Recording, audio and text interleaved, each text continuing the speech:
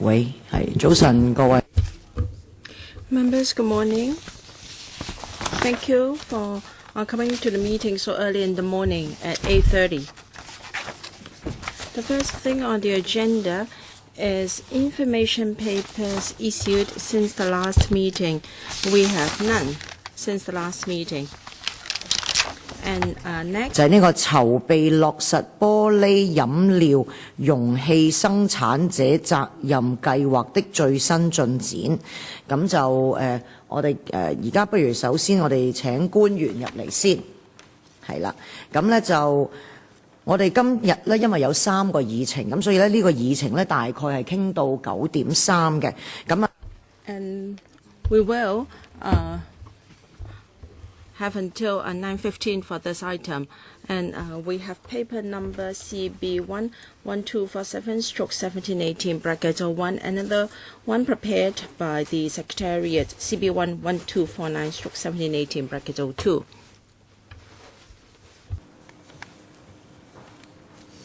咁我都揀。Present today for this item we have from the administration Mr. Z. Chi Wen, Under-Secretary for the Environment, Ms. Hini Lam, Assistant Director, Waste Management Policy from EPD, as well as Mr. Stephen Siu, Principal Environmental Protection Officer for Eco Responsibility. Can I give the floor to the Under-Secretary to walk us through the paper first? Thank you, Chairman. In 2016 May, the Council approved the empowering ordinance to implement a producer responsibility scheme on glass beverage containers, or the GPRS. We are back to the panel this morning to brief you on our latest development and also how we're going to implement the scheme this year and the next in phases, and to carry out the legislative work. I will give the floor to my colleague to explain the paper to members. Ms. Lam. Thank you, Chairman. I'm sure members are very familiar with the background of the GPRS. So without further ado, I will update members on the latest progress and also some of the salient points in the amendment ordinance being drafted. In 2016, the principal ordinance was passed, and then we went about to take forward the scheme, and we also appoint GMC glass management contractors. In the ordinance, we have to provide for technical matters such as the procedures for a supplier to be registered, and the procedures for submitting returns, and arrangements for collecting levies. And the regulation will also specify the levy level as well as exemptions. The regulation will set out the levy level and will be set on based on the polluter pays principle. Since we've already awarded the 3 contracts for GMC, and we've also worked out the estimates, and we expect that the levy would be at the level of around $1 per liter container volume, which is comparable to the indicative figure mentioned during the public consultation. However, we are working out on other expenses, so we still computing the levy level. By the time we submit the legislation to the Council, we will have a concrete figure. In the amendment ordinance, we said that registered suppliers will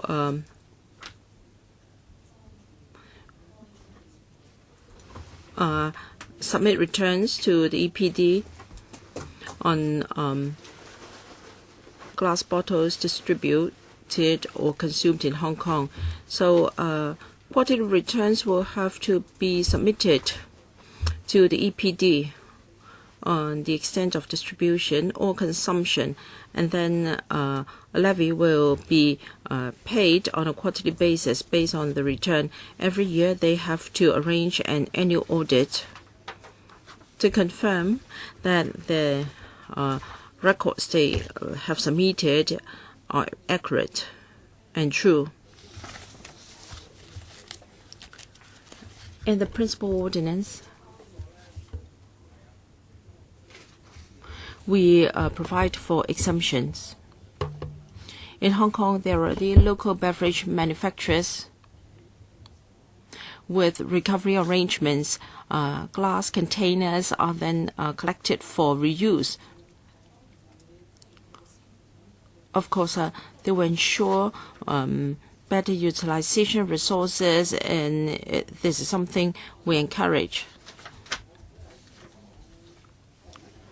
To enable registered suppliers to continue with this arrangement, we can provide exemptions. They're required to submit a container waste reduction plan to the EPD.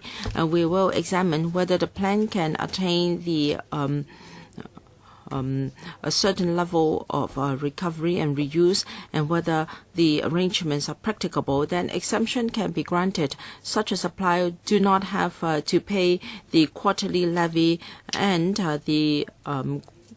and submit the periodic returns. However, they're still required to submit annual audit reports. Now, we have some objectives for levy exemption, and if subsequently the level of recovery is not attained, then as mentioned in footnote 4, we have an example there. If the target of recovery and reuse is not achieved, then the outstanding quantity will be subject to a levy. So after the summer recess, when the Council resumes, after consulting the Advisory Council on the Environment, we will submit the draft regulation to the Council, and the regulation will be made by the Secretary for the Environment. Another progress is appointment of GMCs, glass management contractors. Last year, we launched a open tender exercise, and we've completed all the tendering procedures. In November 2017, we announced the tender results for Hong Kong Island and the NT, and for the Kowloon catchment area, it was awarded in late April 2018. Under the contracts, the GMCs will have to establish within their attachment regions a network of collection points. They have to take over the original voluntary glass container recycling programs, and then they will have to expand the collection network for commercial and industrial premises. For commercial premises, the community green stations are working on them, and the GMCs will have to coordinate with these stations to expand their networks. We've reported in the paper the quantities of containers collected by the GMCs. We hope that in the first year of full implementation, we'll be able to recover 1,850 tons of such containers. Under the voluntary program, we received about 8,000 to 9,000 tons per year, and our target is to reach 15,000 tons in the first year and gradually to increase to 15,000 tons per year. And when the regulation is passed and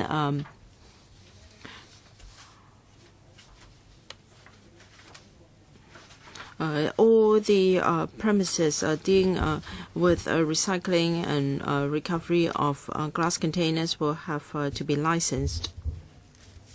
When we submit the regulation, we will also issue a commencement notice so that interested parties can start to make applications. That could include GMCs and also other recovery contractors. And in future, import and export of container waste will be subject to a permit control scheme. So depending on the progress of our drafting work, we hope that the regulation can be submitted to the Council after the summer. And depending on the progress of the Council, we hope to implement the scheme in mid-2019. Thank you, Ms. Lam. And now we'll open the floor to members. And now we can set at 4 minutes each. So let me read out the names. Chen Hak Kan, Dr. Lo Wei Kwok, Eddie Chu, Shu Ka-fei, and Hu Chi Wei. And also Vice Chairman, and Ted Hui. So that will be the sequence. First, Mr. Gary Chan. Thank you, Chairman. So I very much support this grass recycling because every year we have about 9,000 tons sent to landfills. If we don't tackle this, it will be bring a lot of trouble, and it would very much fill up the landfills very quickly. Upon the collection, how do we deal with them? I'm very concerned.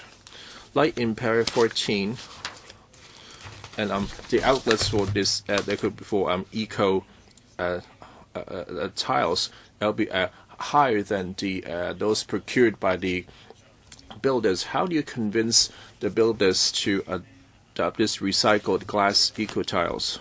And second, you claim that you'll be used for filling materials. For the filling materials generated by construction that haven't been used up yet, so how there'll be extra demand for the glass? It's not to be exported to elsewhere. So the other countries, they also have the recycled glass for filler and other materials. How would they buy from Hong Kong? That's made us very concerned. So after storing up all this recycled glass, we collected glass, what are the outlets for them? We can't provide outlets for them. Would it be sent to landfill at the end? It seems to be a waste of public money. And some of the beverage, they still have a deposit like milk bottles and soda bottles. Some of the manufacturers may not reuse it because they're worried there'll be safety concerns or hygiene concerns. Is there any way to encourage these bottlers to reuse their existing bottles? So after this $1 levy, there'll be more manufacturers that will reuse their own bottles. How do we address their concerns? Third question. I always said that the government is never short of money, so you always have this PRS $1 levy. So after the collection, can we spend it on environment? So would that be answered by the Secretary? So on the question on the outlet, the reuse, as well as the dedicated funding on projects. And thank you, Chairman. On the outlet issue, for these waste classes, they could be very versatile. Besides being for eco tiles, we're also looking at that can be used for eco cement, since the glass can be used as raw materials for cement. So I heard the members said that if we use for filler, they were worried that Hong Kong will already have a lot of fillers, and since we have so much already, do we really need it from glass? Well, actually, a difference. So after grinding the grasses, they become sand instead of the usual type of fillers. So this sand itself, there a huge demand as construction materials. So if the other outlets could not be achieved in turning glass into sand, there's actually a huge demand for that, as opposed to the usual kind of fillers. So we're not concerned about the filler like outlets. So we're talking about 8,000 or 9,000 tons of collected waste glass. So for 3 years, it will get to 50,000 tons. So we need more time to arrange for them to be recycled. So we just have to gradual boosting of the collection so that we can arrange the proper outlets for them. As for the reusing or rebottling, so in our scheme, but if the bottlers are willing to reuse the glass bottle containers, they will exempt from the levy. So we know that some of the beverage manufacturers are interested. Of course, there are others. They will look at those who take the lead first. So there will be a pros. It takes time, and for those interested manufacturers, we could discuss that, how do we implement the scheme to gradually encourage them to reuse it besides to saving up the dollar levy. As for the dedicated funding, so now the scheme is stipulated after that the levy collected will be well, it's based on the user pay principle. We hope that there will be roughly matched the cost. And now that the cost collected, it could be higher or lower, while the expenditure, since it's on a contract basis. So I think the current method that instead of an undedicated funding cost, but in fact the government money is roughly recouped to the expenditure, I suppose it's a balanced approach. Dr. Lowe Kwok. Thank you, Chairman. And for the relevant ordinance amendments, so I was the chairman of the Bills Committee, so I still have a fresh memory of the issues of concern by members. As for the future levy levels, is one of such. So by your estimate, it was maintained what you had said during the Bills Committee and during the consultation, that was set at $1 per liter. So the members felt that at that level was appropriate. Anything higher than that, there will be too much adverse impact to the sector and a heavy burden on consumers. So that now that we are keeping that $1 per liter, which is appropriate for me. So I'm also glad to know that for islands, Hong Kong Island, New Territories, and Kowloon have also appointed the GMCs. However, looking at the figures, the figures will be small with it start. So maybe if we achieve 50,000 tons per 3 years, you need to step up publicity and education. So I don't see any noticeable publicity effort. So we must do this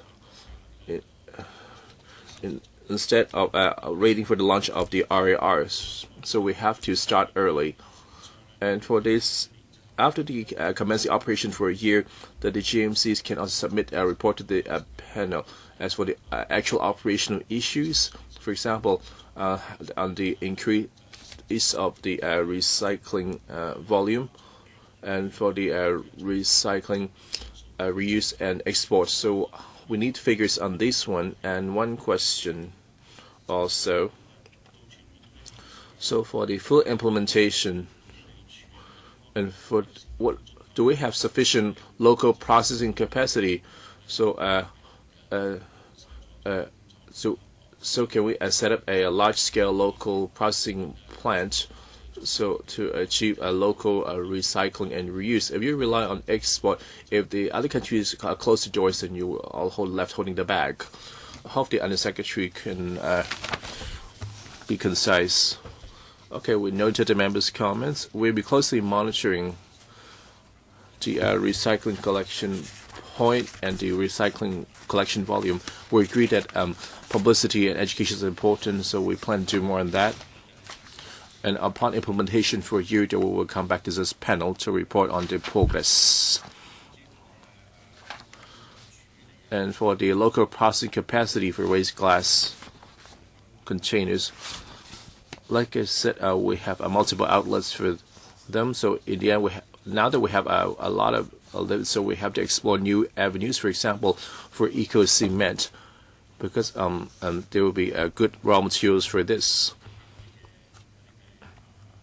As for the other outlets, well, the Hong Kong would need an enormous demand for sand, while glass can be turned to sand since we have so many works projects. So we're never concerned too much about the outlets. So we need more time to make a proper arrangement to arrange enough channels to collect these waste glasses. So this will take time. So for this PRS on waste electronic equipment, so the government had took the lead, for example, as offering subsidy to encourage a large-scale recycling plants. So glasses will take on this similar approach. It will wait into the market to come. I believe this is the best. However, things may not go plan this stage. So it's a Zenith approach again. Mr. Eddie Chu. Thank you, Chairman. So for Dr. Lowe's question, so for the glass management contracts, have we included the reuse and the recycling after collection?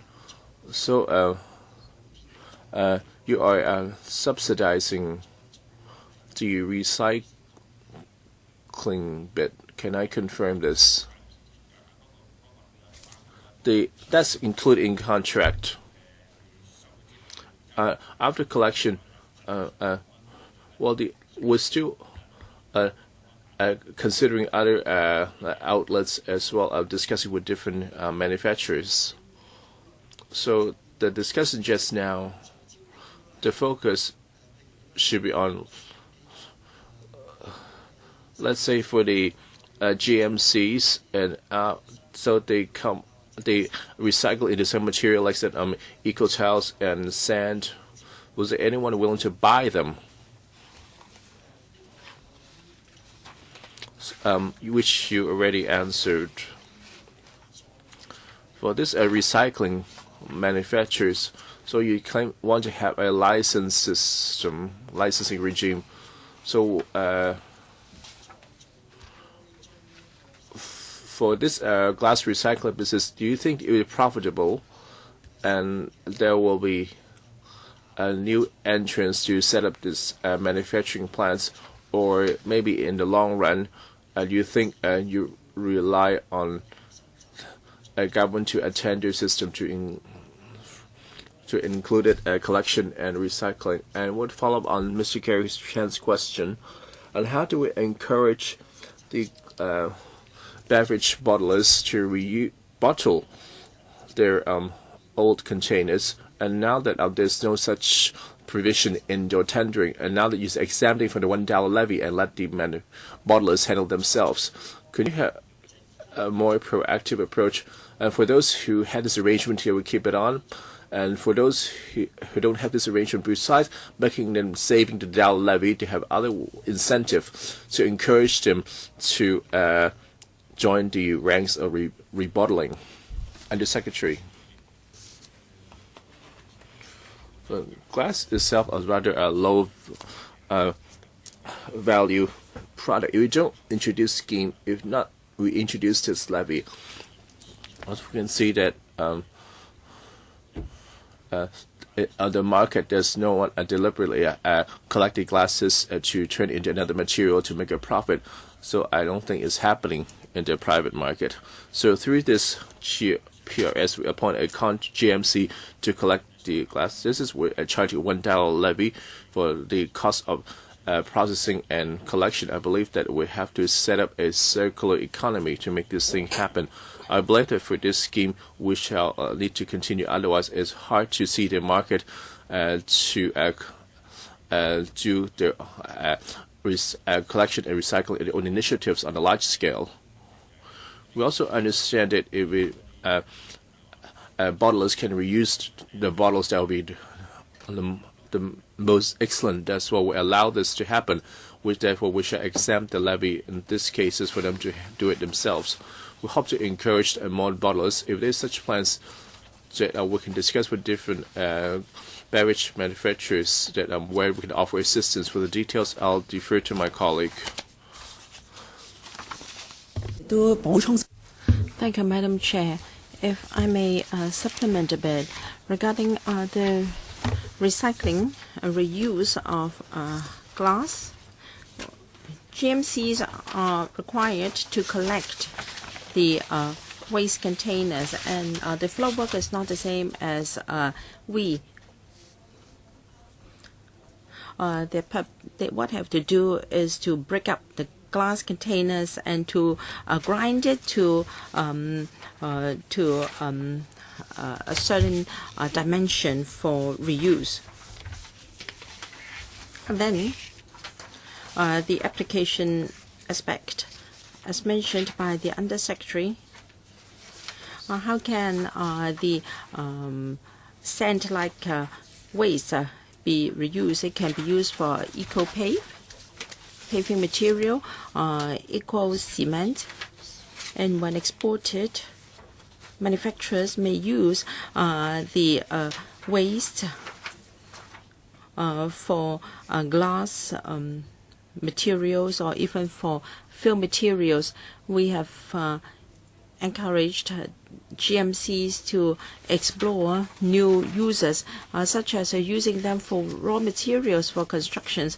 We understand that the supply of river sand is declining, and the industry should explore new possible uses of such recycled glass. And if we can use them locally, then it will be the best. Mr. Shugafai. Thank you. I've received views from the Hong Kong Catering and Association and Beverage Association, so and so forth. They have views on the exemption mechanism. So if they can recover and reuse the waste bottles, then they'll be eligible for exemption. But right now, the percentage of recovery is up to 80%.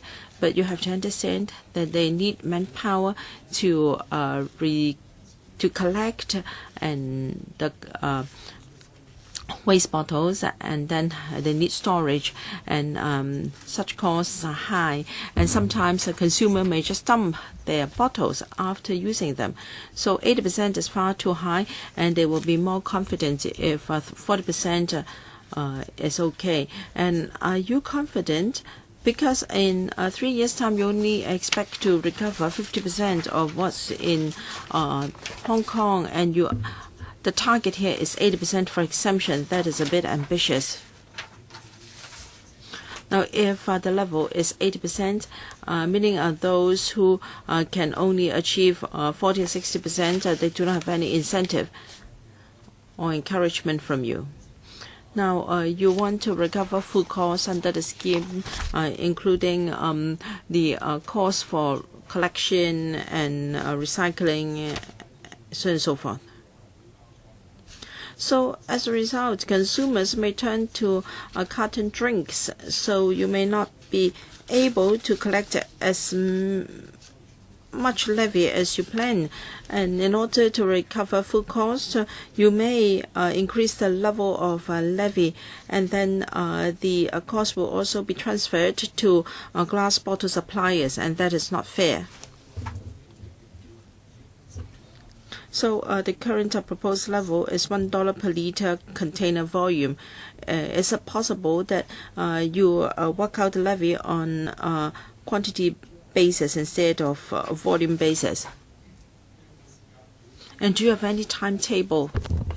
Why must it be 3 years? Why do you want to achieve the target in 3 years? The Hong Kong Association of Wine has a question for you. They are worried that the stock may be transferred within the trade, and then will there be double levy as a result? And they have to submit annual audit reports. That means their cost will also be higher. Thank you. Mr. Shiu said that our threshold for exemption is 80%. Is that far too high, so that it would be difficult for manufacturers to join? Now, in fact, for those they cannot recover, it will be collected by our GMCs, so we have to set it at a reasonable level. We understand that if it is an entirely new procedure, they may have to invest and start the scheme. They may not be able to achieve 80% in the first place. For such manufacturers, we are willing to discuss with them. And we understand that some bottles are for collection items, but we have to fix a certain target rate. Otherwise, the public will then be subsidizing them, and we can discuss with such manufacturers. It is our policy to recover full cost. If cost increases in the future, how are we going to review the levy level? Now, what about if there are major changes in the use of such glass bottles in the future? We'll have to put in place a scheme for a while, and then we'll review the situation. Currently, our target is to recover full cost. So the unit for charging the levy is on a per liter container basis. Can we turn that to a quantity basis? Now, I think it is fair if the charge is based on the volume, and let's put in place the scheme for a few years before we see whether there can be alternatives. Some merchant associations are worried that if the beverages are circulated within the trade, will there be double levying? No, they have to report to us the actual number of bottles consumed or distributed, and then I think we can avoid duplication of collection. And if there are genuine worries, we're willing to discuss with the trade on this. Thank you. Mr. Wu Chi-wai.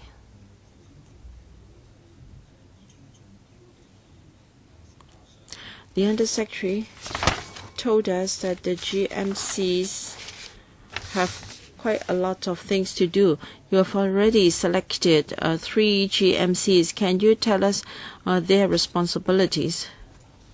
The more I listened to the Undersecretary's remarks, the more I was expected from the GMCs, but my understanding has always been that they have to coordinate with the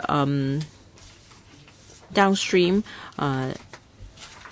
contractors. So please make it clear so that we understand whether the GMCs have a lot of responsibilities. Secondly, in the long term,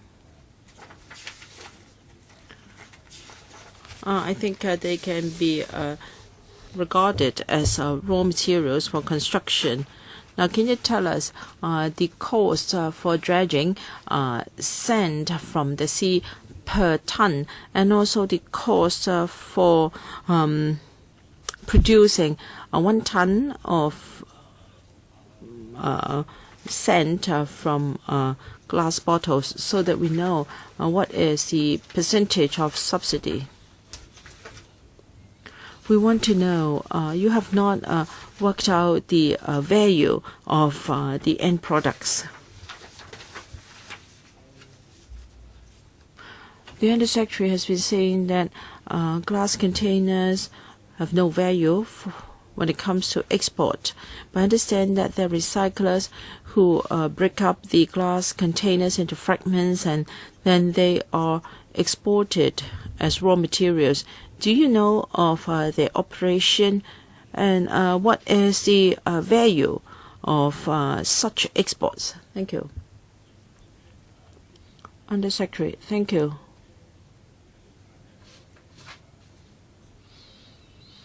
What GMCs are required to do? Can I defer to my colleague? Yes, Mr. Stephen Siu. Thank you. So what are the main duties or responsibilities of a GMC? Under the contract, GMCs are required to do the following. First, they have to set up a comprehensive network of collection points in their catchment area. And then for waste producers such as pubs and catering services in the district, they're required to return those glass containers to the collection points. This I understand, but you talked about follow-up work. My first understanding that there was not required of them. They were only required to transport such glass containers to their partners. All right. When glass bottles are transported to the relevant plant, they can then turn the glass containers into raw materials that suit the specifications, and then they can be transferred to government stores. All right, please tell us what is the follow-up work. Any suggestion from GMCs?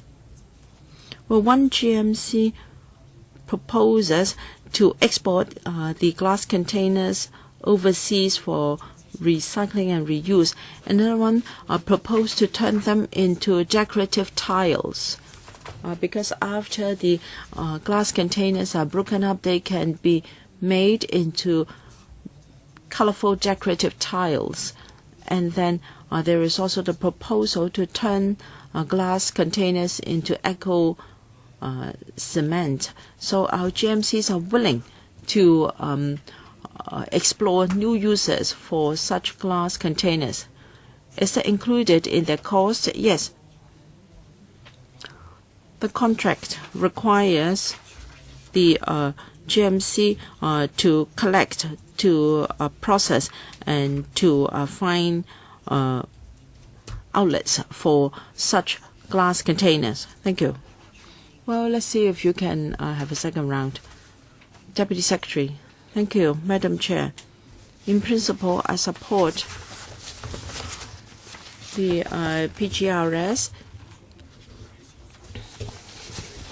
I have some specific questions to ask. I want to know how you are going to do it practically. Under Para 15, the GMCs have to collect the bottles. There are over 500 spots on Hong Kong Island, and there are also other collection points in the NT. And they should also arrange for reuse. And the third part is recycling. All right, you charge $1 per bottle. I don't know how many bottles are involved. Assuming that there are 2,000 bottles in 1 ton of glass containers, that means there will be $2,000. So the government receives $2,000 for 1 ton of glass containers for reuse and recycling. Why should it be $1? You have taken into account the costs required. What incentive do you have for the GMC so that they'll be willing to do it for you with $1 per bottle? I don't know whether you're paying them $1 or 50 or 60 cents. $1 may be too arbitrary, unless you can tell me that $1 is good enough to recover cost and to provide incentive for the manufacturer to recycle the bottle. So $1 is already very low. And then you ask a GMC to charge less than $1. So you have pocketed the money in between, and you may not be able to achieve your objectives. I'm worried that when it comes to implementation, there may be some contradiction, and I don't think the system is transparent enough. You have to ensure that the GMCs, after receiving the money, can do it in a viable manner. So how much does a GMC get out of the $1 levy you collect? And are you sure they can really set up hundreds of collection points and reuse and recycle the bottles? And for the contract provisions, I'll defer to McCulloch. I'll first explain the contract that for the open tender has been completed. So for the GMCs, they clearly know the briefs, and they provide with a quotation for the $1 levy is actually set on based on the contract that have been factored in. So for the three contracts, you already have some figures. Can you tell us specifically for the three GMCs for the so how much will you charge you for a bottle? Can you disclose that? Yes, I'll let the colleague to tell. So the three district network of collection points and the volume is different. So they have been cut up into three. So for the contract for the three will be different. Based on the GMC's own estimates and cost and estimate as the future revenue forecast. So I'll explain. We also had the requirement that they had to be ground glass particles, and how proactive would you like to seek outlets for them. So in the tendering document, we stated that if you find outlets for this ground glass sand and actually can produce revenue, the revenue will be pocketed by the GMCs. Today we have three items. If we need to do a second round, it will probably just 2 minutes for each. So you have to prepare that the meeting will be extended. Mr. Ted Hui, I wonder for the this GPRS is outsourced. When I heard from the government that the GMCs for the end processing, for example, after collecting the glass, where would they take it to, and the process of processing and recycling, and to what kind of products, and to export it to where? You give me a lot of room, so that's why your response were quite incompetent. I mean, they have a lot of freedom under the contract, so this confidence seems to be closely linked to whether the public is willing to give them the glasses. For example, the tricolor separation bits have been exposed by the media that the separated waste have not been really sorted. Even if we give them room in the contract, you need to supervise them. You have to tell us with confidence that they will do what they ought to do. And for the GMC's contract for setting up a network and glass collection points, and claim to collect 50,000 tons per year, and maybe it was an outsourced the contract system. So I felt that you probably not ignore. I know they've been trying very hard. This scheme has just started, so we'll wait and see. For a lot of the glass collection points, if they put on this street, they'll be banned by Landsd, and for private estate, the coverage could be limited. They work with the green groups, for example, putting in the LCSD and district office venues. They came across a lot of problems, and while you're not offering any assistance, well, for the collection points and government department venues, you're not offering any assistance. So are you just simply wash your hands off since it's an outsourced contract? While awarding the contract, is it awarded to the lowest bidder? Is it in money in issue? And how many percentages is based on technology, and how many percent is based on price, and why it is selected?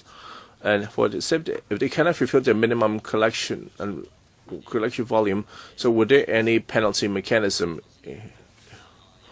Or like you said, and after calculating the cost of administrative expenses before deciding on the $1 levy, so maybe you wouldn't afraid to being charged instead $1, so that what you said chose the worst performers and would lead to the ineffectiveness of the scheme. As for the GMC's requirements, have been carefully listed out. So for the contractor to make the bid, they clearly know what they need to do before they come up with a quotation. So it's not that we're choosing the lowest bidder. So we do have a strict requirements. And for members mentioned that do offer enough support and assistance to the contractor to expand their container collection point. So we are quite concerned about this. So instead of the speed of coverage, it seems to matches our projections. Okay, let me specifically. So let's say if the collection point would be in government buildings, so would you help to liaison? Can you promise that? I will let my colleague to answer that. Okay. For the EPD, we have liaised with the district councils and also with other government departments. Of course, different departments, they will have restrictions. So we will work with the contractors to liaise with departments, for example, FPHD, LCSD, to discuss on specific locations. And members just also asked on the weightings of the different factors. So for the Central Tender Board, well, this needs to be submitted to CBB. So the weightings are the technology is about 70. What are the cost make of 30%? It's the other way around. So technical is £30. The price is 70%. And members also mentioned in terms of the target, if they're able to attain the 60% of the target, in our contract, they will have a provision for deduction, the maximum with 10%. And members will have a second round. Other please put up your hand. I now have three. Uchiwa Shuka, Vice Chairman. So we just need to draw the line. Dr. Lips are quiet. Well, I very much support this PRS like the rest of the public. For example, that I always think about how to deal with the glass containers at homes. So I quite pile a number of them since they have nowhere to go. Just now I heard that the GMC some already started their work and urged to set up more collection points, which is a good thing. I hope that there will be more collection points. And for the outlets of this recycled glasses. So the administration said repeatedly, but it's still unclear. So the government just claimed that the GMCs, they have collected the glass after setting up the collection points. And as per government requirement, they will be ground into sand, and then there will be transport to government depots, and that's the end of the responsibility. Now do you provide incentive to push them to sell it to others, because the revenue generated that will be pocketed by the GMCs as their revenue. So is that so happen? Just want to confirm that. Yes. Okay.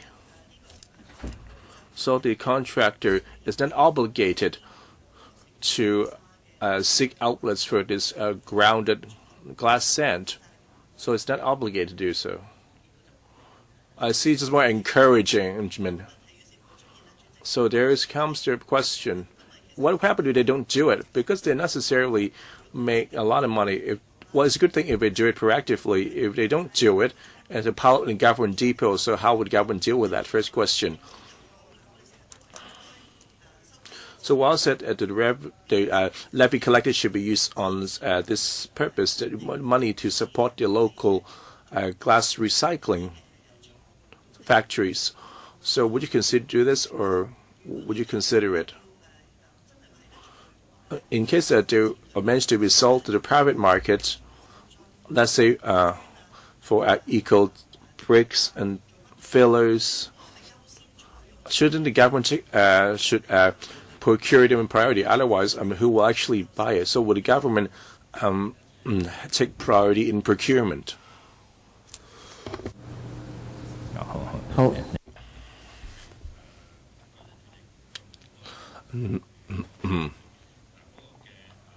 Thank you for Dr. Squat's question. In terms of the outlet for collected glass, the government is quite concerned. Therefore, well, like you said, not only we collected it, do we need to be ground into sand of specific with specifications. And why that many people collect it to recycling and reuse? Because the collection itself involve a lot of costs, and the further processing will also require costs. Since the glass isn't worth much for all the costs, it probably would make it unprofitable. So therefore, there's no such service in the market. If the government paid the money to turn it into glass sand with certain specifications, I believe that there will be commercial outlets. So please be direct. If no one is willing to buy it and pile it in the government depot, how we deal with that? Well, itself it become a grass sand, and sand itself is a commercial commodity, and not as sand. A huge demand for sand in Hong Kong. So if the contractor won't help you selling it, so what do you do with it? I don't think they will. They want to make money. So while my just claimed that we're quite uncertain because, well, frankly, the GMCs, after we engage them, they are in discussing with interest parties on the application. So we know that there will be arrangement in place, and now we found interested parties. Well, that which have been deterred by the collection and processing costs, but now to be grounded into sand, they will be worth a lot more to them. Now, while we discuss with the contractors, we know there are such outlets. However, we haven't quite finalized it yet, for we can't say with certainty here.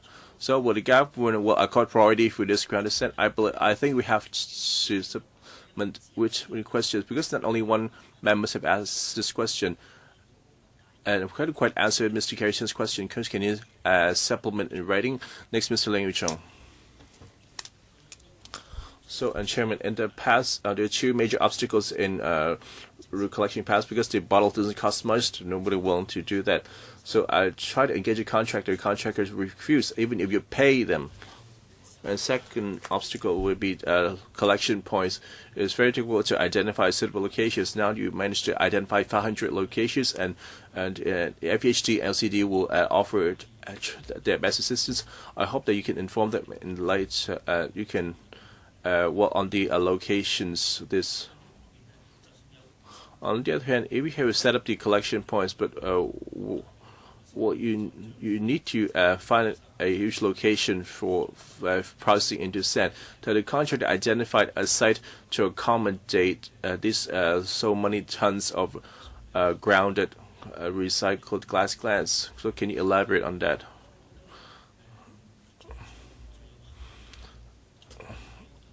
Well, so rebuttal might be the best approach.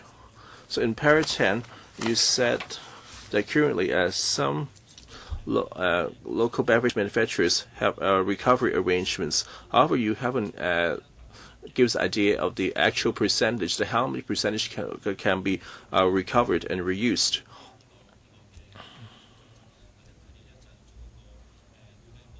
So come up with an audit, just need to submit you with an audit report. So can you provide more incentives for the recovery and reuse arrangements? I believe this could be more effective than any other measures. So can you answer the question first? How effective? Can we have further room for improvement, or can you provide more incentives? And the third question, can you provide a list of the locations and what are the potential locations for processing plants? 咁喺回收重用嗰方面咧。On recovery and reuse, of course, will encourage. Of course, they will be subject to some constraints. For example, did you have a local manufacturing plants or adjoining areas for reuse? So while we're incentivizing the encourages, we discussed with the Chamber of Commerce, the Trade Association for the. So what is a reasonable ratio for recovery? So setting at 80% of a recovery rate have been after discussion. I believe that they went to achieve that. Some members asked, what about new manufacturers seeking exemption, how we can give them assistance? Now, we'll first propose a plan, and they will have to propose a plan, and then we will see whether it is acceptable. We understand that new entrants may have to make investment, and we are willing to discuss with them how to make adjustments. And as for the incentive, now, if manufacturers do not join the scheme for exemption, then they have to pay $1 per liter container volume. And so if the manufacturer is willing to reuse those bottles, there should be some incentives. As regards the actual practice, let's see if they can give us a plan that suit their commercial operation. We encourage them to come and discuss with us, but they must have local plants here, otherwise it's not possible. What about the locations, collection points? Can that be found online? Yes. And when it comes to the collection points, yes, you can find it online on our webpage. Thank you. Mr. Ray Chen. Thank you, Chairman. I've listened for a long time, and I think there are a lot of hidden worries in the operation of GMCs. So all the contracts are separate. There are 3 contracts covering Hong Kong Island, Kowloon, and NT. I'd like to know whether the response of the tendering exercises was good or not, because for NT, it was the tender exercise was conducted again because the response was not really in public interest. Now, I think you separated Hong Kong into 3 contracts to promote competition. Is that right? Now,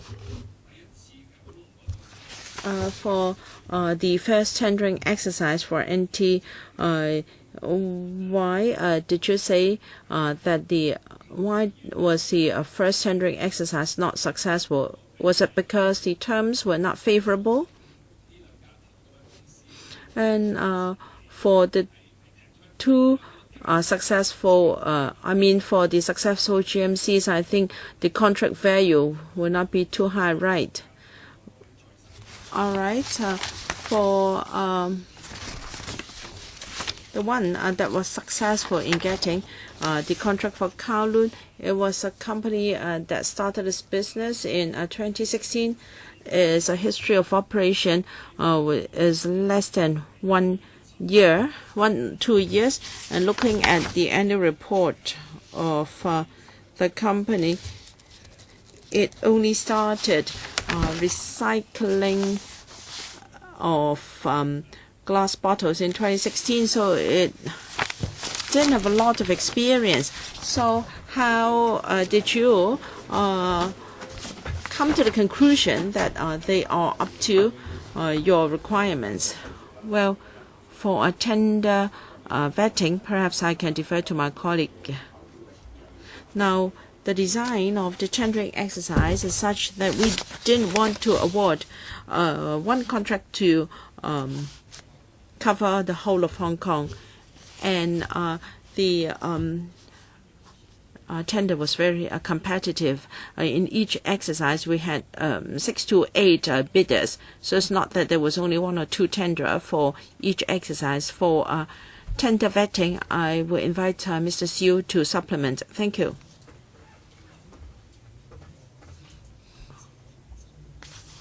Well, in our tender document, we included all the specifications. The basic threshold is, in the past 5 years, there has to be 2 years of experience in waste collection. Or in the past 2 years, there was sufficient experience for half a year for collection of the relevant materials. For the tenderer that got the Kowloon contract, it was a joint venture. And one of the partners has very experience in recovery of waste and in waste collection services. So we are of the view that the overall experience could comply with our tender specifications. Although the joint venture is a new one, it can comply with our requirements. What about the retendering exercise for Kowloon? We will provide supplementary paper. All right, thank you. Mr. Tommy Zhang, and then we will start our second round. I have to declare interest. My company submitted tenders for NT or Hong Kong, I think, but I was not successful. Perhaps my company was not experienced enough, or perhaps our capital was not sufficient, or perhaps EPT did not like Tommy Zhang, so I was not allowed to join the scheme to make big money. Or perhaps EPD is worried that I will not be able to suffer the loss. Now, because I submitted tenders, I had done some calculations. In fact, it's not an easy business. I agree with colleagues that we should allow both reuse and recycle. However, now EPD is my number one enemy, because whatever they do doesn't please me. Now they have this $1 levy scheme, thinking that they've already done their job, and then they invited tenders and awarded GMCs, telling you that there were a lot of tenderers, including Tommy Zhang, although he was not successful. So you want to recycle, recover, and reuse?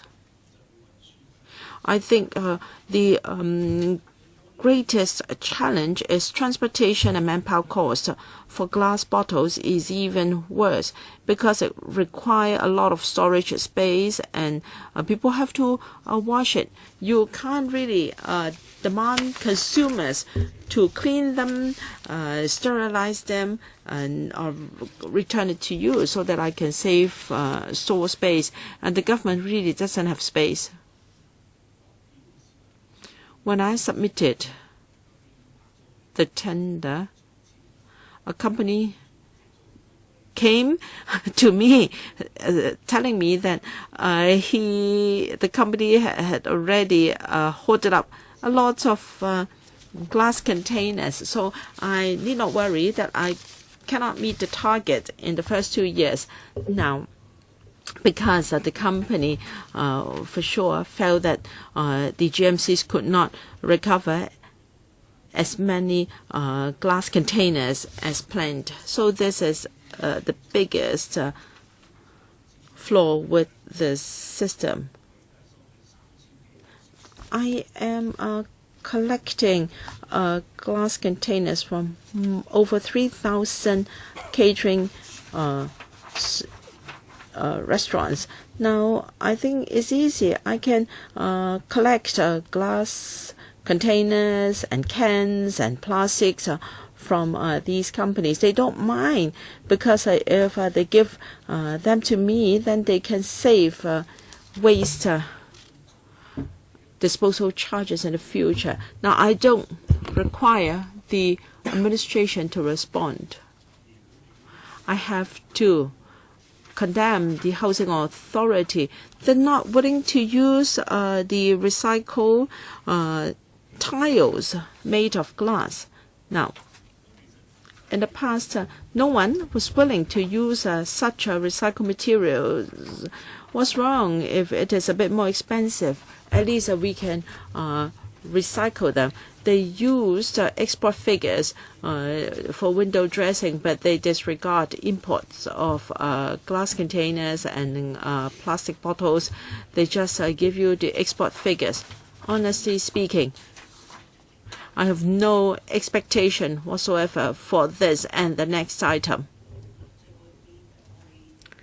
Can you give us some statistics on the use of eco-pavers in Hong Kong?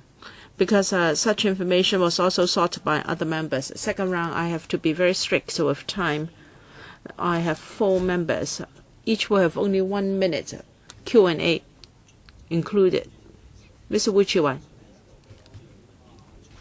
The administration should give us supplementary papers on the following. I think it's most likely that the glass containers would be ground to sand for construction raw materials.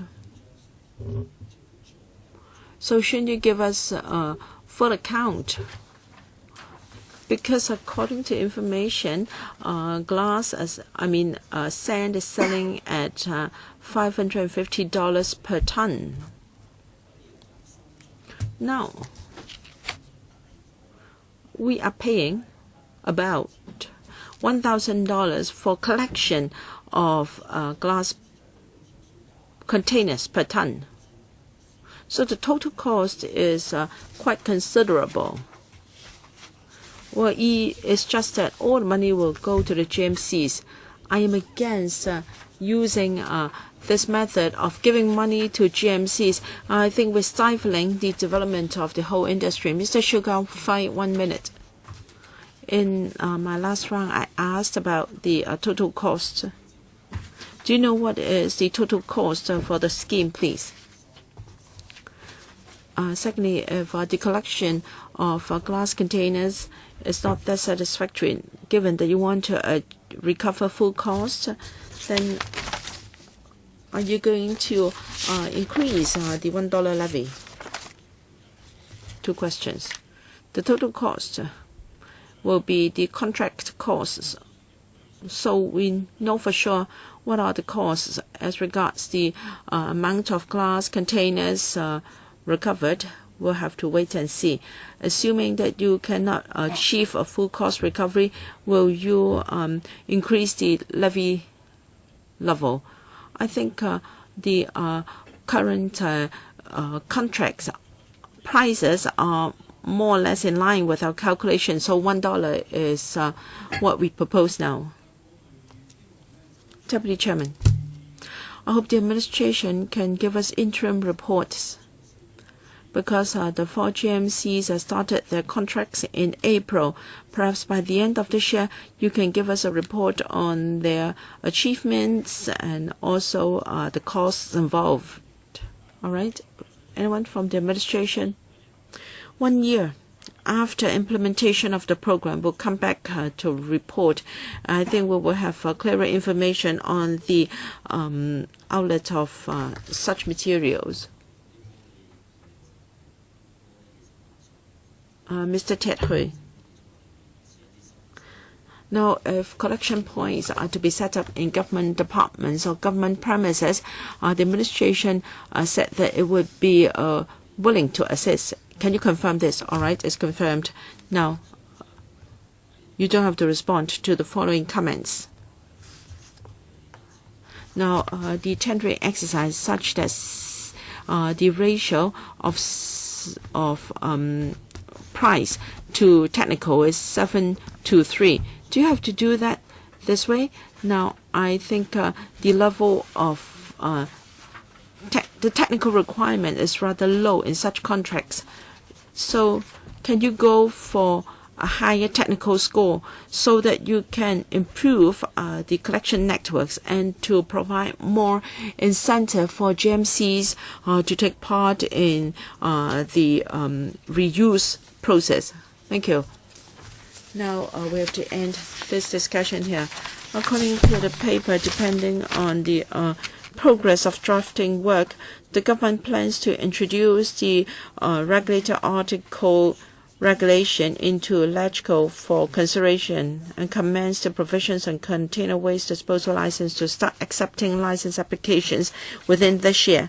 And subject to the progress of the Council's scrutiny of the RAR, they hope to fully implement the GPRS by mid-2019, including collection of container recycling levy for glass beverage containers and control over the import, export and disposal of container waste.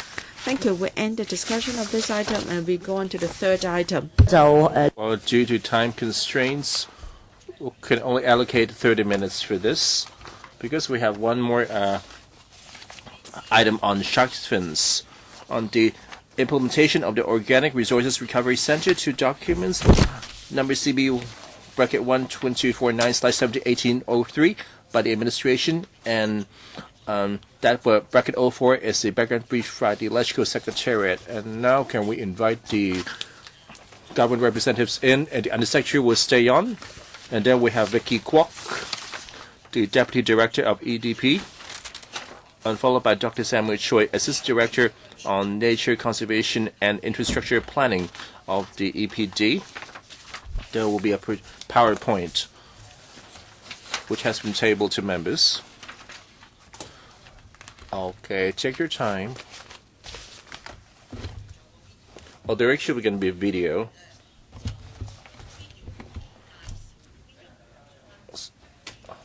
So which one do you prefer?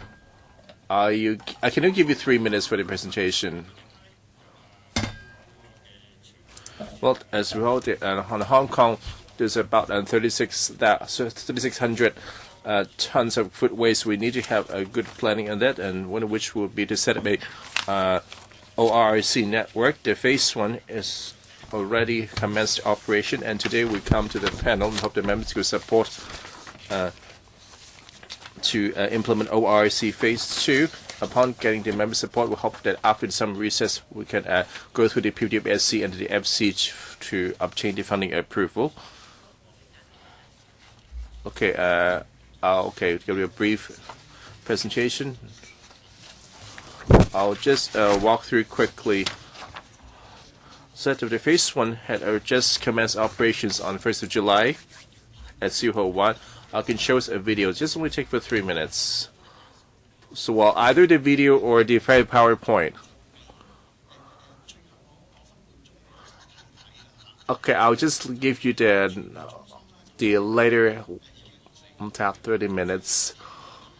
So I just want to show you how does the plant actually operate.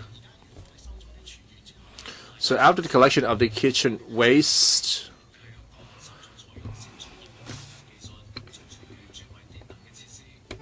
每日可處理200噸嚟自工商業嘅廚餘。當廚餘嚟到 O-Park when they come to the O-Park, they will put into unloading bays.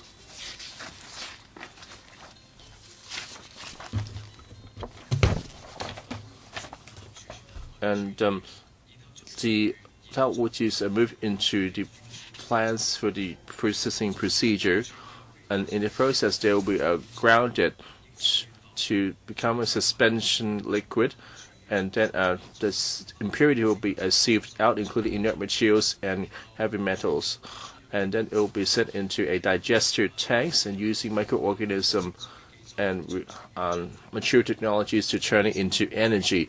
The anaerobic process will generate biogas and will be turned into as sophisticated storage tanks. The Old Park 1 is a self-sufficient facility to turn waste into energy, to generate electricity to burning of biogas, and the self-sufficient and import addition to power to the grid is sufficient for 3,600 families. And also the heat energy generated at Old Park 1 will be recovered for those facilities, and the waste will be for composting, and then the mature compost will be used for landscaping and agricultural use. And also we have a sewage processing and deodorization facilities. The gas emission will be closely monitored to ensure that they met discharge standards, and some of the processed discharge will be recycled. The remaining will be closely supervised to ensure they met the legal requirements for being discharged to the sewage treatment plant downstream. So let's all play a part to turn kitchen food waste into energy.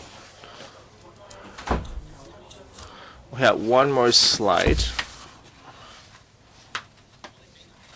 Let's compare the phase 1 and phase 2. For phase 1, we only deal with 200 tons per day, and phase 2 will be 300 tons. And the processing cost and the construction is about 2.5 billion, and the operating cost will be 100 million. And for the biogas, they will be generated beside will be used to generate power and the heat. They also generate about 500 cubic square meters of biomethane that will be used for either town gas to generate power. For power to generate 2.4 million kilowatts, which is good for 5,000 households. And they would also generate compost about 10,000 tons per year, and some of which could be reserved for the Northern District residents and farmers. That's the end of the presentation. Now, remind members that do they have a direct or indirect pecuniary interest on the item in discussion, and according to Rule 83A of the RRP, that disclose the nature of the interest before you speak. Members, we take note that our RRP 84 on the voting on under direct pecuniary interest. And now we have 3 members, or 4. I'm not drawing the line yet, but I need to control the time. So 4 minutes each round, so I'm going to be very strict. First, Gary Chan.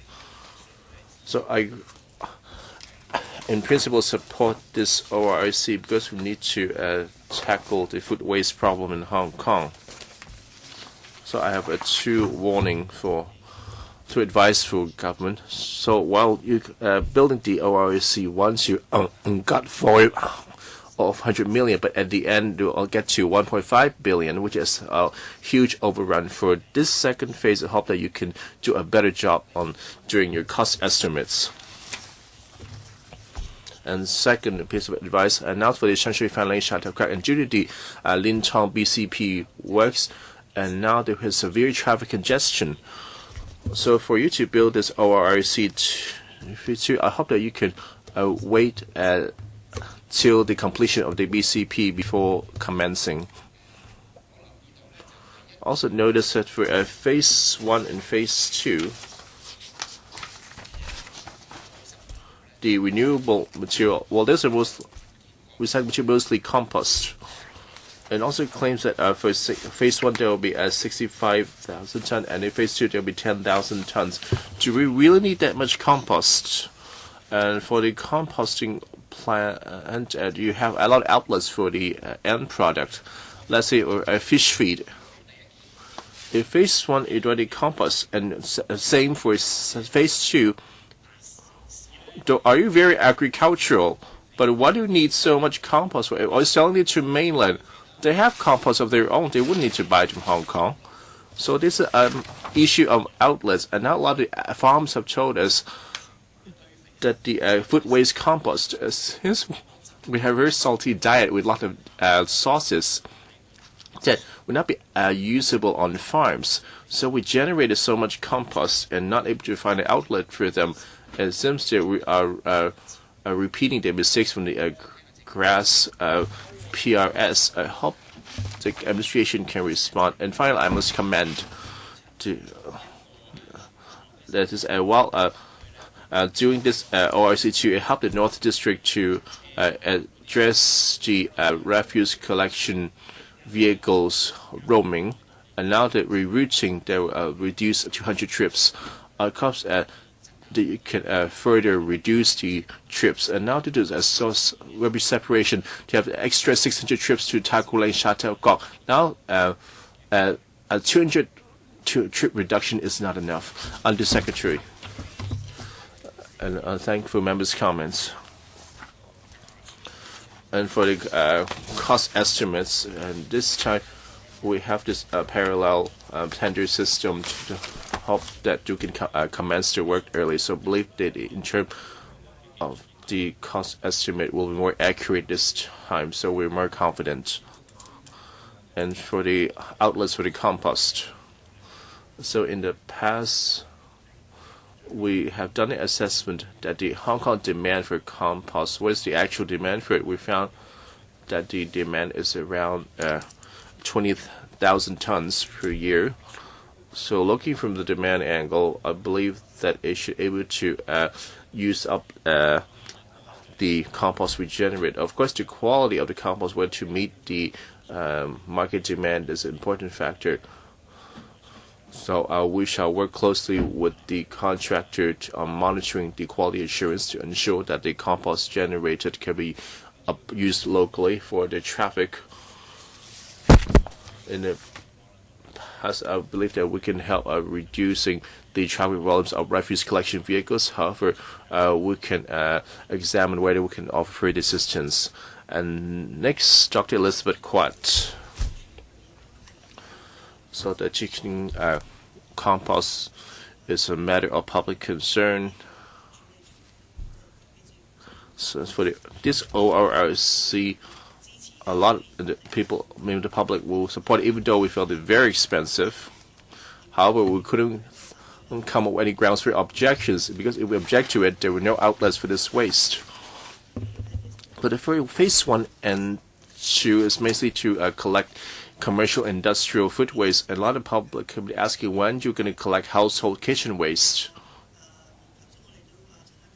And Mr. Kerry Chen just now asked if we're all concerned whether the compost generated can be used up. So you have already learned from phase 1. So what is the arrangement for phase 2? Whether the compost are managed to be fully taken up? Are there any quality issues? Can you give us more details so we have more confidence on phase 2? Okay. We have sufficient time, Under Secretary. And for the compost question, so in the phase 1, well, we just started. We can see that we don't manage to collect lots of kitchen wastes around trial phase. And for the quality of the compost, so there's not much data available from phase 1 yet. For the Kowloon Bay food waste treatment plant, in the trial phase, we conduct this trials. I believe that we can generate a compost suitable for local use. However, in terms of quality control, we need to work harder, so we closely monitor. And for the household kitchen waste, and it's more complicated, so we tackle these commercial industry food waste first. Well, we are currently implementing the food waste, sewage sludge, and aerobic co-digestion technology. So now this is a mainstream and advanced technology. Like the members said, this technology is rather expensive, and in the long run, it requires a lot of land because we want to build up a network. So we can hope to explore new technology that would be cheaper and with a less land requirement. So in this sewage treatment plant, which we're experimenting for the food waste, sewage, and aerobic co-digestion, because we can use the anaerobic digestion tanks at the STWs. If possible, the cost will be lower, and also the land requirement will be less. Why I'm talking about this? Because we plan to do so at the Taipo and the Shatin STW to do such trials. And for the Shatin,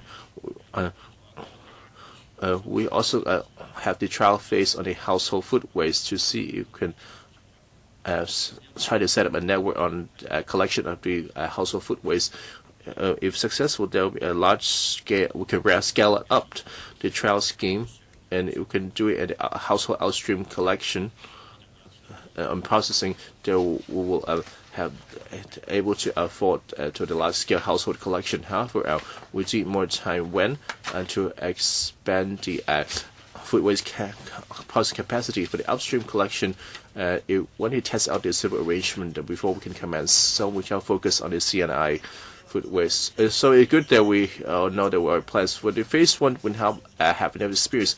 However, I believe that you have already planned for the future outlets and how to deal with the renewable energy. Have you entered any contracts with what the government departments will accord priority and what the LCSD you use it? Can you supply them in writing?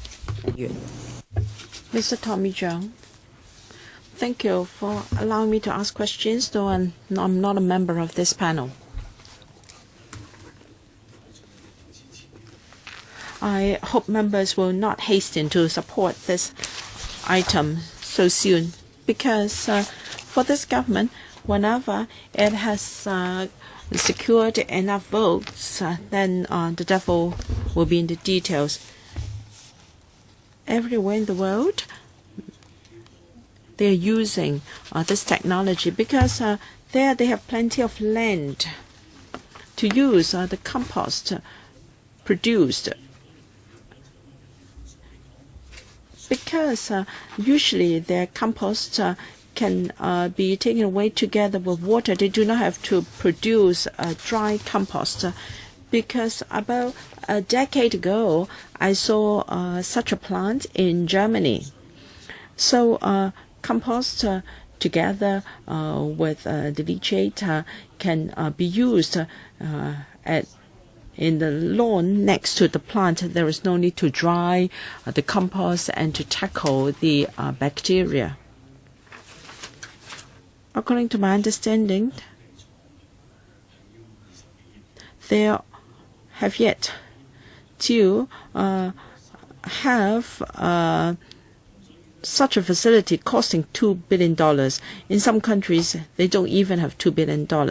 All right, you have got ORRC1.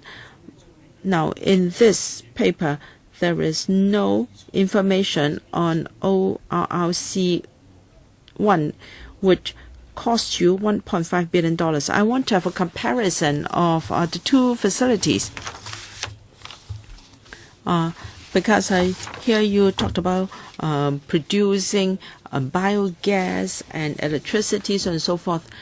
I recall that unfortunately I was the chairman of the finance committee when you submitted the application of ORRC1 to us, and you talked about using the Shatin treatment plant and Taipo treatment plant for sludge and food waste treatment. Now, in fact, you can just pump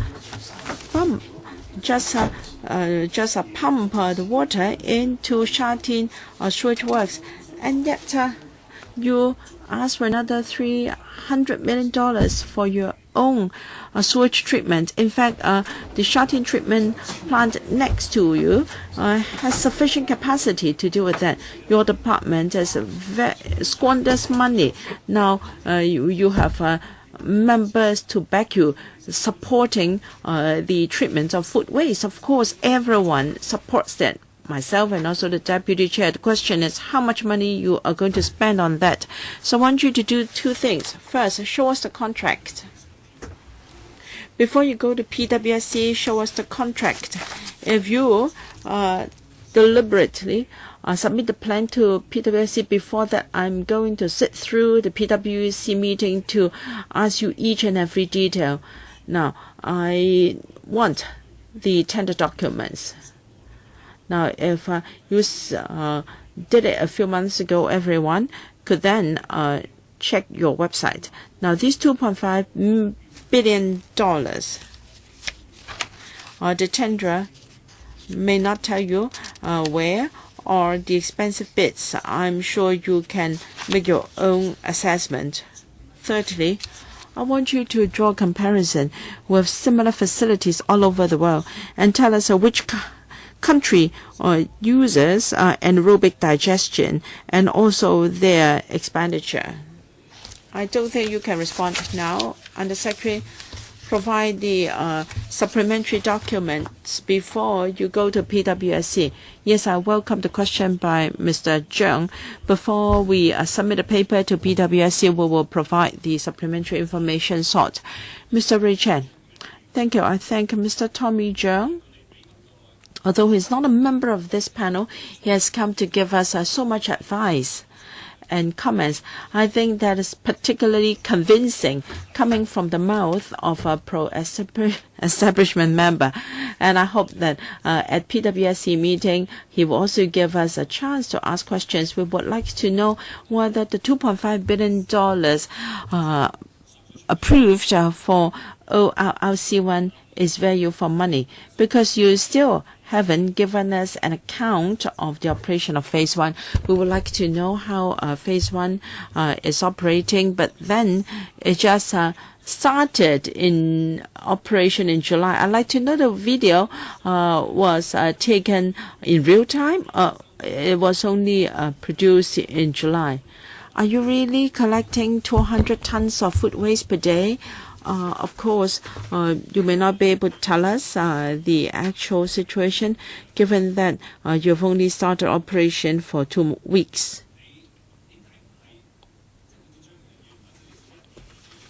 Now, you should take stock of your experience with Phase 1. So after an assessment and value for money assessment, you then come to seek money for ORC2 so that our blessing will not be given out of our goodwill. I think you should learn from the experience of Phase 1.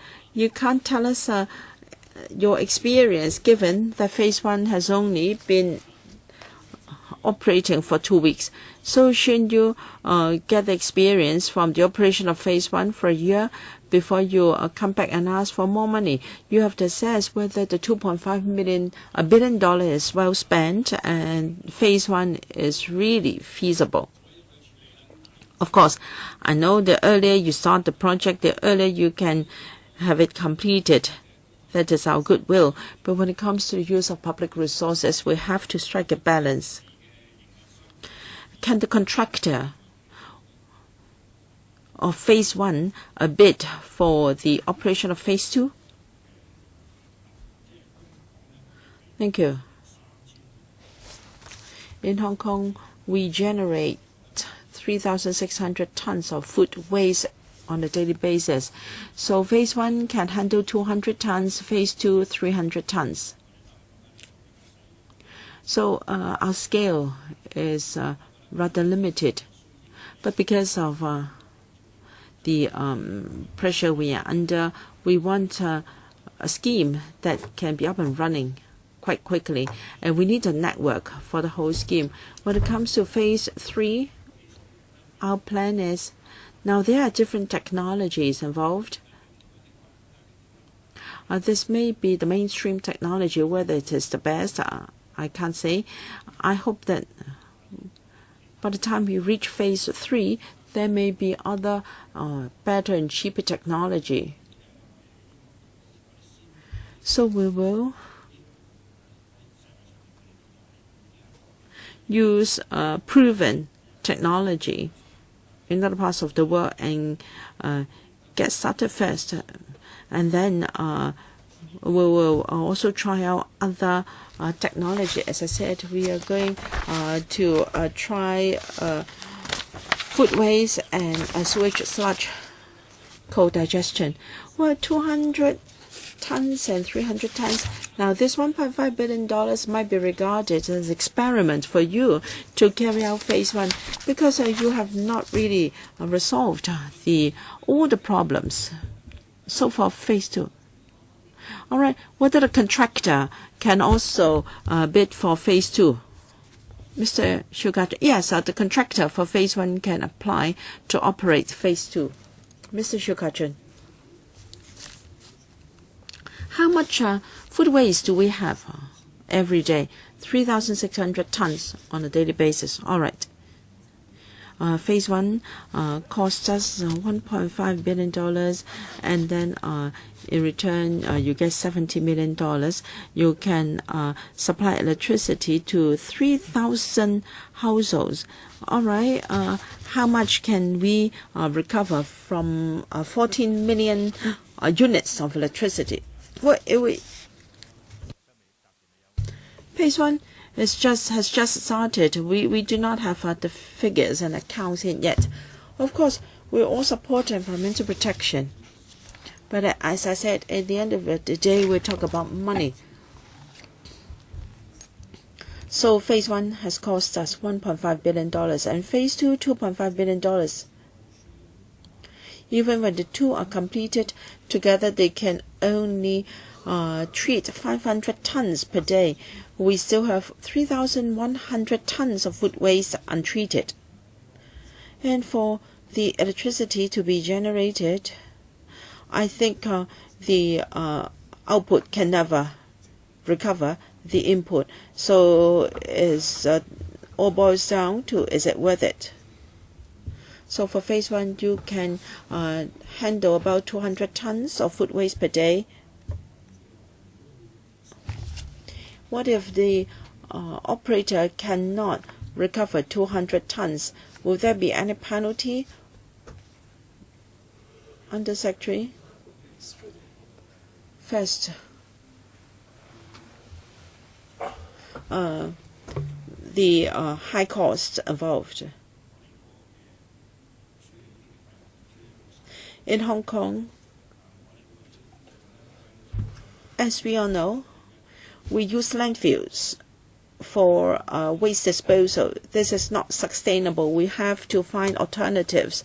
We have 3,600 tons of food waste every day, and that accounts for over 30% of the total waste generated.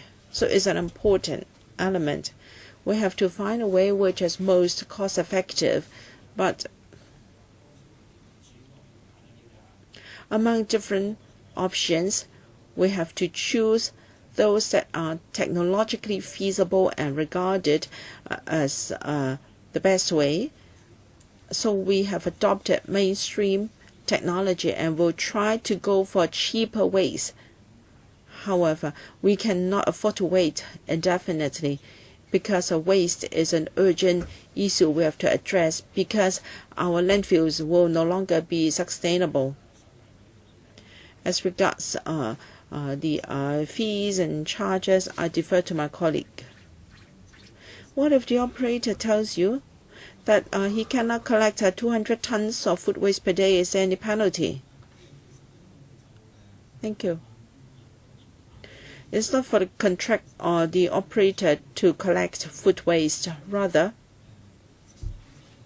the producers, waste producers, are required to send food waste to our facility. Of course, to start with, the operator will have to collect a certain amount of waste for treatment. That means the operator doesn't have to treat 200 tons per day. Even if it's only treating 20 tons per day, it will still receive the money. Perhaps I will use my time to ask it for you, because I follow you on the list. How can you ensure that the operator can collect 200 tons per day? And for phase 2, what plan do you have to support or to encourage waste producers to send food waste to phase 2 to meet the target of 300 tons, whether it be biogas or electricity production? To a large extent, it depends on whether enough food waste is sent to the facility for treatment. What how can you encourage commercial premises to hand over their food waste to you? Mrs. Kwok, thank you. Now, in the past few years, we have been liaising with the catering industry to encourage them to sort food waste at source and have it sent to ORRC1. We have received a positive response so far. They've promised that after the trial period, many commercial entities are willing to send the food waste to phase 1. I think we can reach 100 tons by the time phase 1 is up and running at full steam.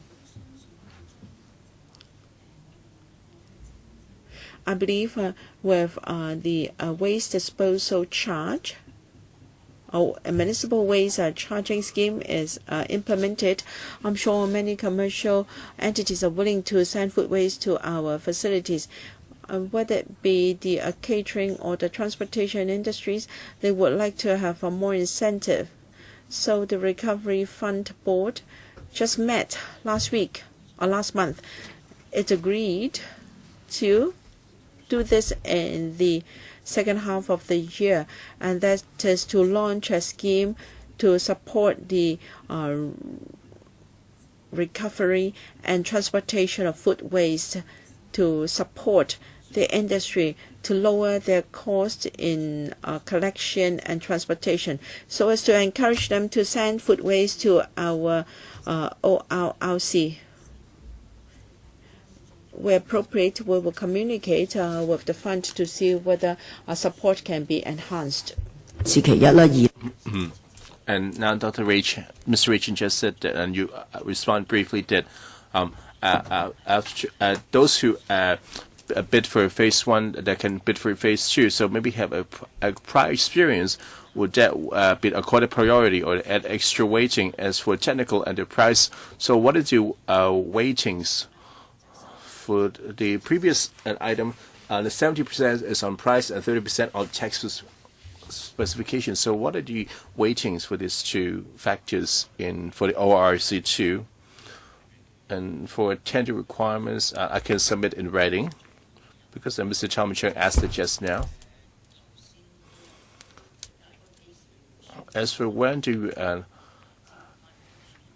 announce the supporting measures for the recycling fund, I believe that a later half of the year, the recycling fund board will announce it. We're still hashing out the details and hope to see if we can at best help the industry on the transportation cost issues.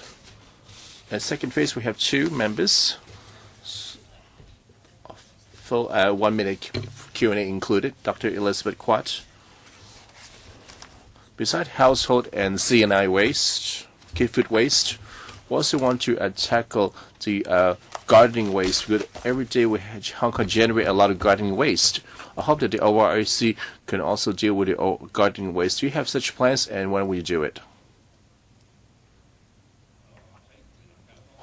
For gardening waste, we have another scheme that hope that we can enhance the processing instead of through the ORRCs, because the ORRCs are designed as more suitable for kitchen waste, food waste. As for how the detail of the other scheme, we can supplement that later. So when can you provide it to us? So, okay, maybe Mrs. Kwok can give the details if necessary, and we can supplement further. And now we have a scheme that first we can deal with the gardening waste from the public works, and now we identify suitable sites that will we install the chipping machine to expedite the processing. So just supplement in writing so all.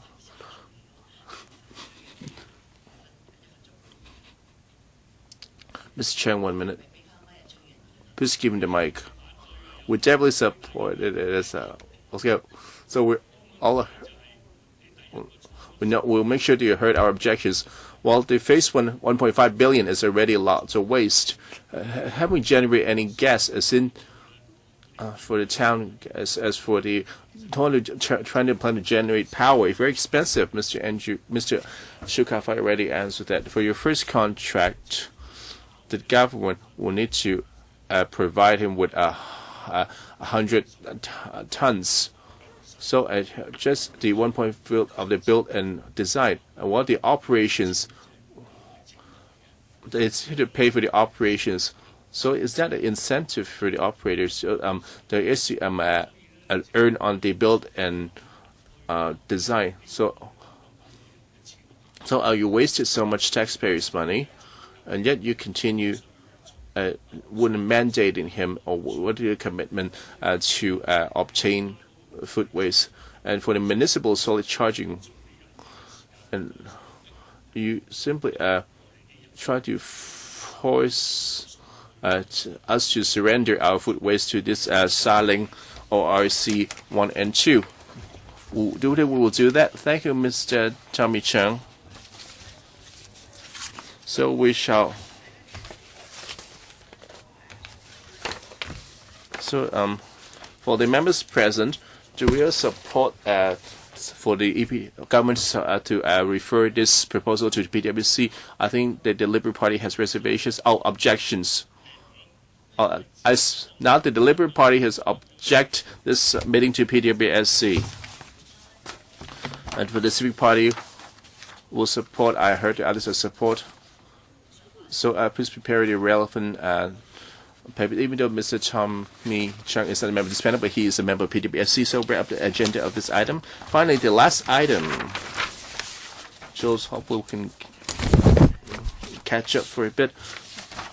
So I can extend the meeting by maximum 15 minutes. Can I get permission? Thank you. Next, a protection of endangered shark species.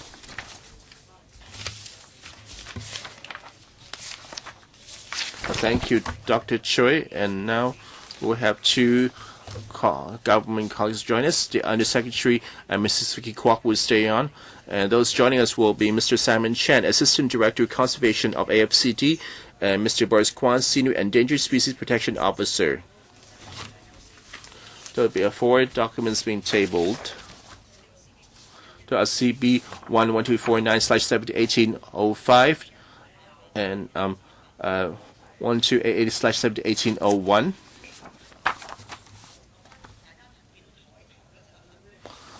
So the presentation have just tabled to members.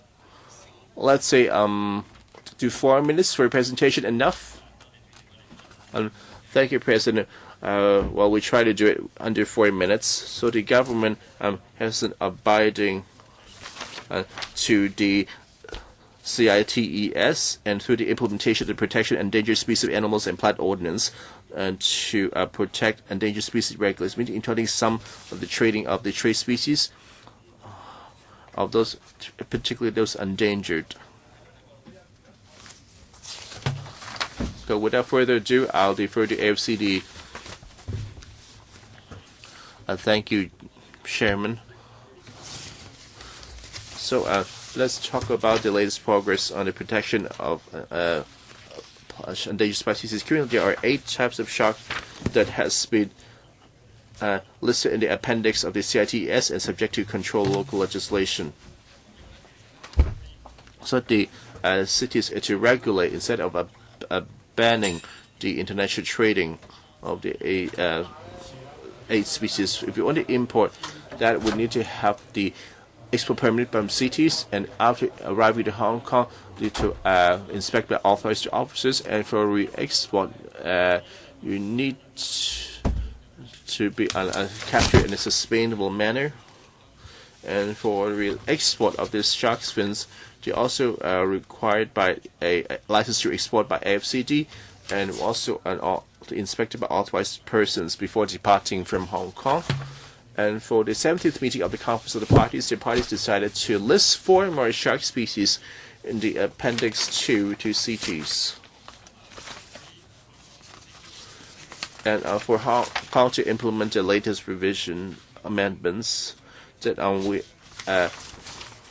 work through negative vetting and have been gazetted and tabled to LegCo for negative vetting on 30th of June, and the new regulation measures will commence operations on 1st November this year. For the new regulations, and beginning of July this year, and the issue circulars to wholesalers, retailers, shipping, logistic companies of shark products, and they will organize information seminars in the coming months to remind traders to observe the new regulations set up by cities and the ordinance.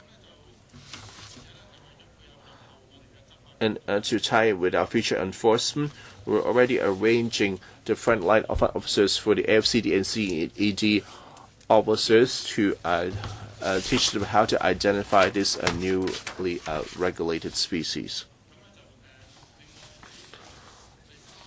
And for the 30th meeting of the CITES Animal Conference is currently being held. And for the 18th conference of the parties of CITES will take place in May next year. The AFCD will send delegates to attend these meetings to closely follow the latest progress on management and conservation of sharks. And also will amend the ordinance in due course to complement the latest decisions of the CITES in the local situation. That's the end of the presentation. Thank you, Mr. Chan. And now we have 3 members who will line up to speak. Can we have Dr. Elizabeth Quat? So I have been concerned about protecting endangered plants and animals, especially sharks. And since Hong Kong had a very important role, we have the largest trading hub in shark fins and consumer markets. So after so much work, we managed to amend Cap Flight 86 to be effective on 1st of May. And some concerned group have been telling us, and they've been closely observing some court cases. Then upon commencement, there are new cases. The judge was still following the old legislation. Have we noticed that how to ensure that the penalty, the judge court decision will apply the new penalties? And a lot of the members of the public there's a growing awareness of the need to protect the species, and yet the Hong Kong only followed those listed in the CITES. I know that we have to follow them. On top of that, there are other credible lists, for example, the IUCN Red List, which contain those very endangered shark species. So besides take reference from CITES, also need to take reference from other lists to protect very endangered species. A lot of the members public told us that whether the species of the shark fins we are buying and eating, because there's no one to tell for now. So for the buying and the eating of shark fins, there's no labeling to state the origin and the species. So to protect consumers, the consumer had a right to know they need to know what they're buying and eating.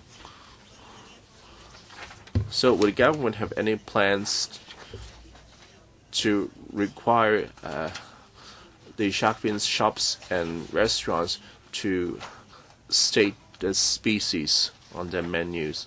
So 2 questions here. So let me offer a concise response and to supplement by AFCD for the penalties. So even though we have toughened up the penalty, and yet the court had not followed suit, and I hope that in the future prosecutions, so in terms of the information provided, they will put more information on the importance to the ecology and so on. Hope that after just knowing more, they can consider prescribing more appropriate penalties. So in our control regulation, what international list do we consider? There are plenty of those available. So in following the CITES, there will be a more unified and easy understood standard. However, it's not a living static document. Now they have a meeting every year that what actually the CITES would consider all kind of species. So I think it's more appropriate to follow the CITES is for said as it's very not that easy to tell how to identify species. How do we effectively regulate them? I'll let FCD to supplement, Mr. Chan. So the Undersecretary mentioned that for the penalties, after the amendment ordinance, the penalties have been toughened. I know that some of the endangered species smuggling cases, for the amended legislation, we also urge for review. And there's some such cases at the magistrate's court, and also apply for a review of the penalty of the sentence, and now the sentence have been greatly enhanced. And for this kind of cases, we ought to look at the severity of the cases and whether we can, what should we, this case will go to the district court, and this case I deal with under this approach, and hopefully the sentencing will reflect the severity. And Listen, there are over 500 species of sharks. 8 are under control and 4 will be added to the list. Mr. Chen, it's over 5 minutes already. A few colleagues are waiting. I'm sorry. Can you supplement in paper later? How about I seek a reply in the second round? I'm afraid we don't have a second round. Well, the Undersecretary talked about trade, the trade description order, and I still think he has really answered my question. All right, I put you on the list first. I may not be able to accommodate you. Written replies may be needed. Mr. Shuka, 4 minutes. Well, shark's fins is one of the traditional delicacies of the Chinese, but for endangered species of sharks, I think people in Hong Kong agree that we should protect them. So you've added 4 more types of sharks to the control list. I'm sure the most people in Hong Kong will agree. Now, I have heard from the news that there's been a smuggling of shark fins into Hong Kong. Most businessmen in Hong Kong are law-abiding, but of course there are black sheep sometimes. I have learned from media reports that we have shark fins from endangered species smuggled into Hong Kong. Is that really true? And have you arrested any people? AFCD, please. When it comes to enforcement, as I said, for shark fins under control, they must have been inspected before they can be imported into Hong Kong. For illicit import of controlled shark fins, we have joint operations with the police to check high-risk consignments of imports and to see whether there are shark fins without any import permit, and whether they've declared to the customs. We have been successful in seizing illicit import of controlled shark fins. A few new species are added. We have provided training to our frontline officers so that they become aware of them to help us to combat such offenses. Have you ever caught any illicit import of controlled shark fins? When we have seized smuggled shark fins, we will see whether there is any information on our inspection, and then we determine whether there should be any prosecution. Usually we may not have sufficient evidence in the invoice to prove that the receiver has the intention to import such goods into Hong Kong, so the investigations might not end up with prosecutions. But all the illicit import of controlled shark fins will be seized, and that's a deterrent. How many tons of such shark fins have you seized?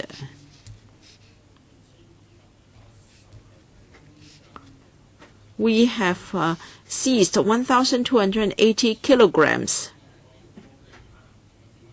We've seized 1,280 kilograms of such shark fins in the past. What do you mean by in the past? It's last year. From early last year to date, about 1,280 kilograms of shark fins have been seized. So when you identify the receivers, they will tell you that they didn't know that it was wrong to receive them. Well, in our joint operations, some were there might be mix of controlled shark fins and perfectly legal shark fins. Thank you.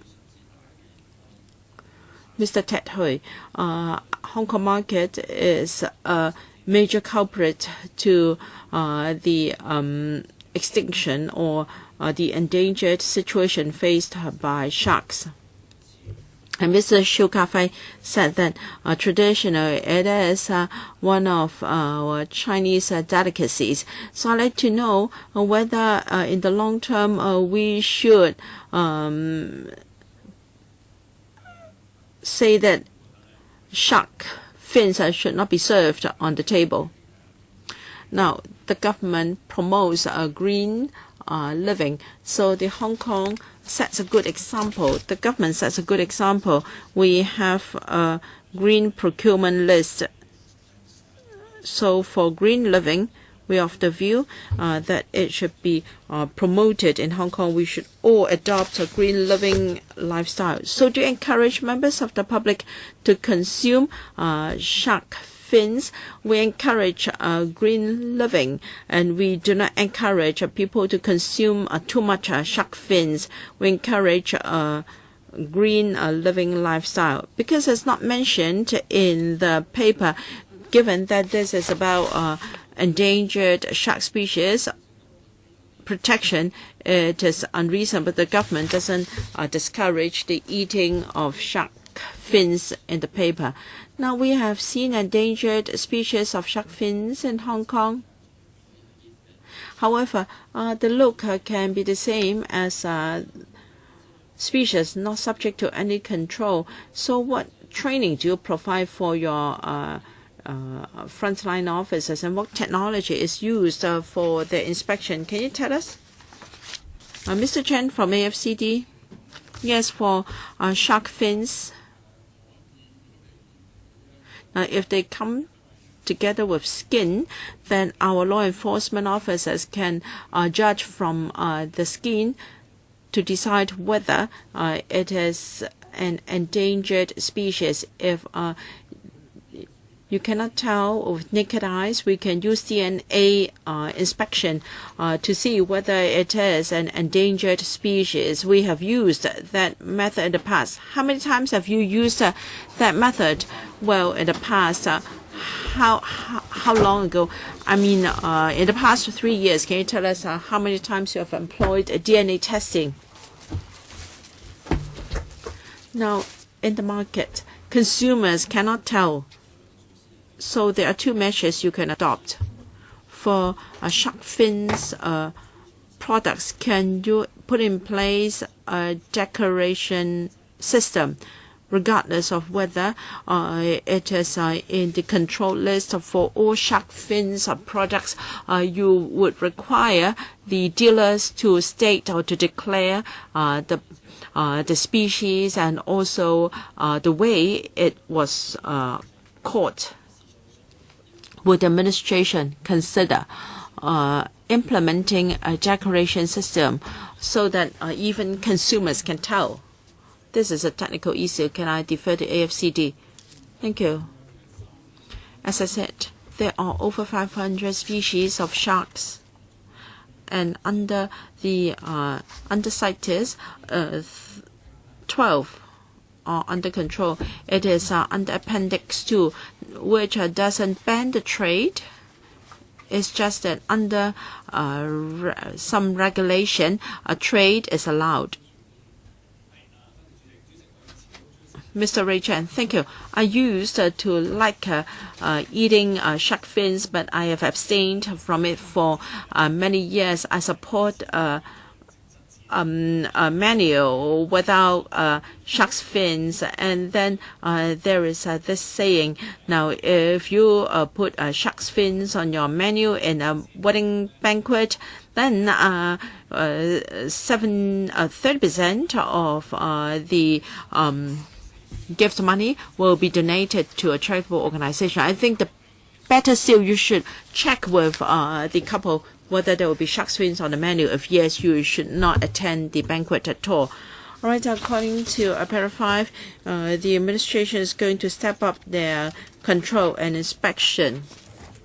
According to information, the Customs and Excise had 23 cases of seizures and over 1,600 kilograms and 1,300 odd kilograms of endangered species, including the hammerhead shark, was seized. And for the invoices and documents, although person particulars of the receivers were found, but there was no evidence to show that the receivers ordered such consignments fully informed, so no prosecution could be taken.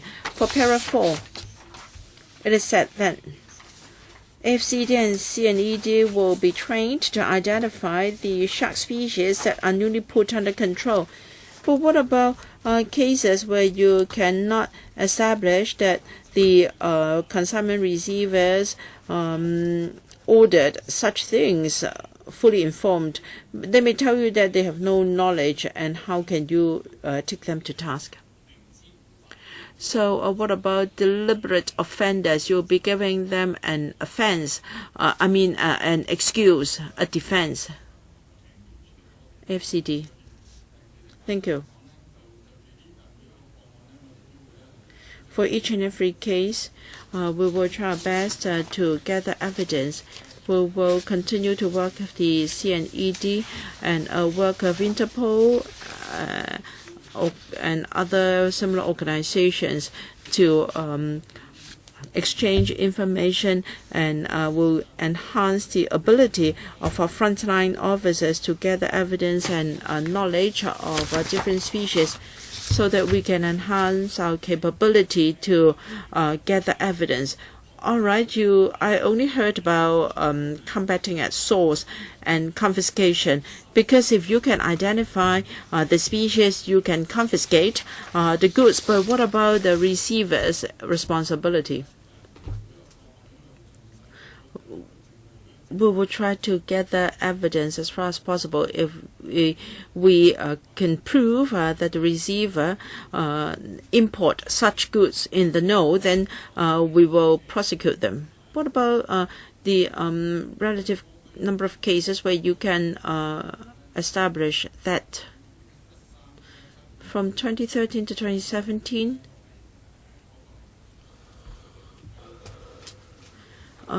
cases could not be prosecuted, but all the shark fins were confiscated. So we will enhance cooperation with the Customs and Excise to gather evidence better, so as to prosecute the receiver when there is sufficient evidence. And shark fins aside, there were cases of illicit import of controlled commodities where the receivers were prosecuted. Dr. Elizabeth Quart.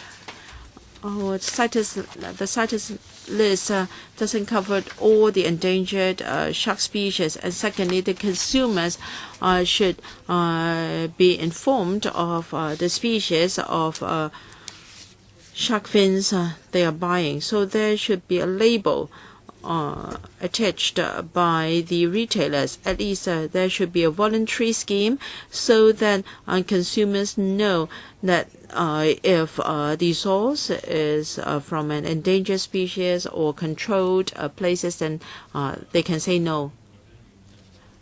Questions asked by 2 members already. It's quite complicated to introduce a labeling scheme. We have considered doing that, but it's not easy to have an effective labeling system because it's really difficult to tell what are the species of the sharks concerned. All right, because of time constraints, we have to end here. Thank you very much, colleagues, and thank you, government officials. This is the last meeting of the panel in this year. AOB, no. Then thank you very much. Meeting adjourned.